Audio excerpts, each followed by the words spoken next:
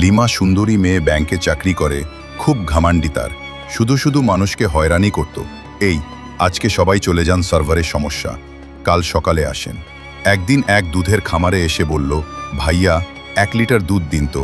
দুধওয়ালা তাকিয়ে বলল, আরে আপনাকে কোথায় যেন দেখেছি। মেয়েটি হেসে বলল, দেখে থাকবেন ভাইয়া, আমি ব্যাংকে কাজ করি। দুধওয়ালা বলল, ও তাই নাকি, ব্যাংকে কাজ করেন, তাহলে দুধ নেই?